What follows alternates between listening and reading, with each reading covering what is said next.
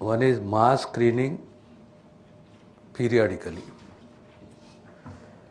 regular screening through your GGH. గతంగానే ఇప్పుడు మనకు 35 government general hospitals ఉన్నాయి. అట్లీస్ట్ వైద్య విధాన పరిషత్లో 64 వైద్య విధాన పరిషత్లో మనకు ఆప్థమాలజీ డిపార్ట్మెంట్ ఉన్నది. Government general hospital connected to general medical college, government medical కాలేజ్లో ఆప్థమాలజీ డిపార్ట్మెంట్ ఉంది, headed by professor, associate professor, assistant professor SR. దీన్ని కొద్దిగా స్ట్రెంథన్ చేసి ఆల్రెడీ నోడల్ ఆఫీసర్ని అపాయింట్ చేశాము. ఈ ఐ క్లినిక్ అనేది ఎస్టాబ్లిష్ చేసి నోడల్ ఆఫీసర్ని అపాయింట్ చేసి ఈ ఆప్థమాలజీ డిపార్ట్మెంట్ని స్ట్రెంథన్ చేసుకొని ఏ రకంగా అయితే మేము ఈ మధ్యలో ఒకటి మొదలుపెట్టాము, day care cancer screening centre అని చెప్పి ప్రతి జీజీహెచ్లో మొదలుపెట్టాము.